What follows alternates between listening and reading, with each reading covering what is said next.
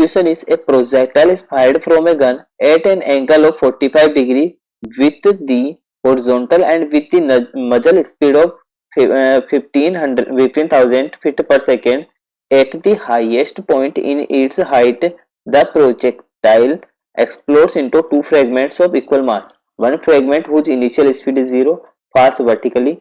How far from its gun does other fragment land assuming a level terrain? तो देखिए first of all हमारे को बोला गया है एक इस प्रकार से हमारे पास एक प्रोजेक्टाइल है, ठीक है। मान लो ये हॉरिजॉन्टल हमारा, ठीक है, ये हमारा हॉरिजॉन्टल है, ठीक है। इसके ऊपर एक डिस्क रखी हुई है, डिस्क को मैं इस प्रकार से रख लेता हूँ, ठीक है। जो डिस्क है मेरी वो इस प्रकार से रखी गई है, ठीक है। ये हमारी डिस्क रखी गई है और ये कितना एंगल बना रही है? ये एंगल बना रही है हमारा, यहाँ से एंगल 45 हमारे को दिया गया है, ठीक है।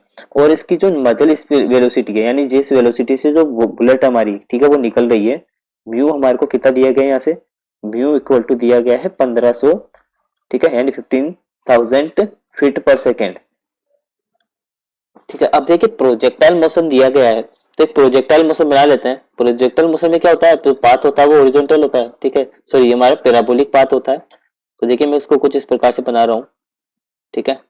ये जो हमारा प्रोजेक्टाइल मोशन है वो कुछ इस प्रकार से है, ठीक है। तो ये हमारा इसका पाथ है। अब मान लो ये जो हमारे पास प्रोजेक्टाइल है, ठीक है, वो सेंटर में आकर के एक्सप्लोड हो गया, ठीक है, इस पॉइंट पे आके वो एक्सप्लोड हो गया, ठीक है। तो एक जो पार्ट है वो वर्टिकली नीचे गिर रहा है, यानी इसकी वेलोसिटी 0 हो गई थी तो ये नीचे गिर जाएगा, ठीक है। तो ये टू पार्ट्स में डिवाइड हुआ था हमारा, एक पार्ट नीचे गिर गया तो दूसरा पार्ट कहीं ना कहीं आगे जाके गिरेगा, ठीक है। ये मान लो यहां पर आकर गिरा है, ठीक है, तो इसकी हमारे को इस पोजीशन से डिस्टेंस निकालनी है, ठीक है। तो कैसे निकालेंगे? ठीक है, अब इसमें देखिए एक चीज है, अगर मान लो ये जो हमारा पार्टिकल है वो हमारा दो पार्ट्स में, दो फ्रैगमेंट्स में डिवाइड हुआ है, ठीक है, ये किस कारण से हुआ है? ठीक है, ये इंटरनल फोर्सेस की वजह से हुआ है, कोई एक्सटर्नल फोर्स नहीं लगा है, तो इंटरनल फोर्सेस की वजह से एक्सप्लोड हुआ है।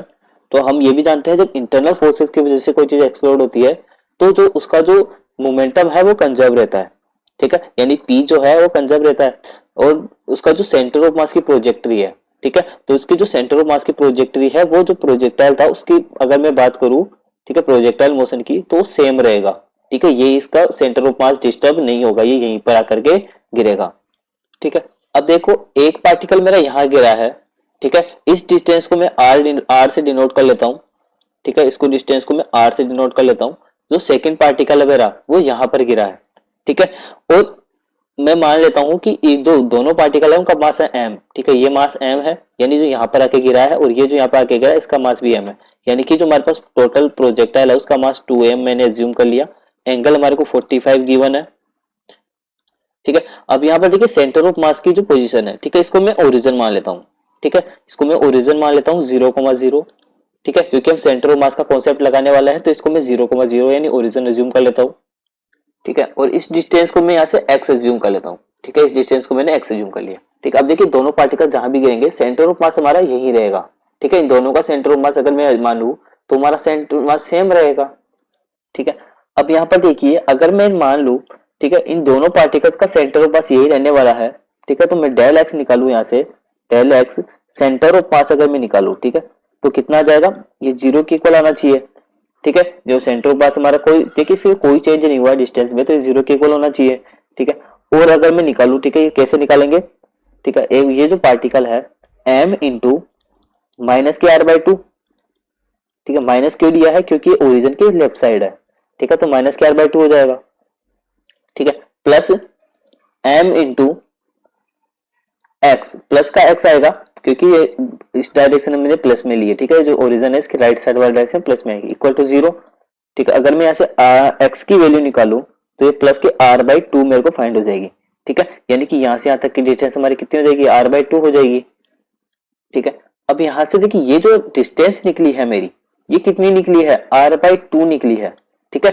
तो यानी कि ऑब्वियस सी बात है, अगर सेंटर ऑफ मास यहाँ है, अगर एक पार्टिकल r/2 डिस्टेंस, ये जो डिस्टेंस है r/2 है मेरी, ठीक है, सॉरी यहाँ से यहाँ तक r है ये हमारी, ठीक है, ये यहाँ पे r, ठीक है, ये r/2 होगी हमारी, ठीक है, ये भी r/2 हो जाएगी।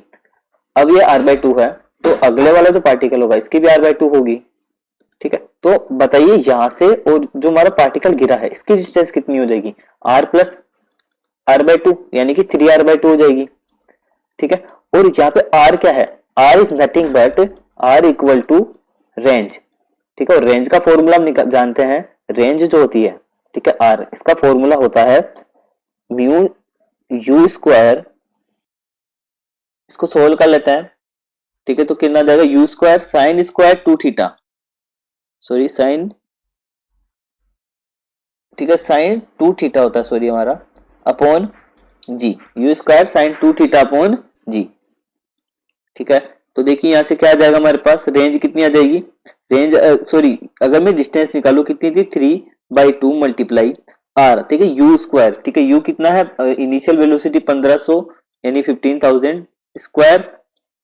ठीक है। मल्टीप्लाई साइन 2 थीटा यानी 2 थीटा कितना हो जाएगा, 90, साइन 91 होता है, अपॉन जी, जी की वैल्यू 10 होती है। अगर मैं इसको यहाँ पर देखिए इनिशियल वेलोसिटी फीट पर सेकंड में दी गई है, तो इसको फीट पर सेकंड में चेंज करेंगे तो 32 पॉइंट कुछ होती है। ठीक है। 32.2 फीट पर सेकंड स्क्वायर होती है। ठीक है। यहाँ पे वैल्यू रख देंगे, इसको सोल्व कर लेते हैं। ठीक है। इसको सोल्व करता है तो ये लगभग आ जाता है। ठीक है। इसको सोल्व करने के बाद जो डिस्टेंस है ये हमारी लगभग आ जाएगी 104813.16। ठीक है। इसको अप्रोक्सीमेटली लिख सकते हैं हम 1.048 मल्टीप्लाई 10⁻⁵।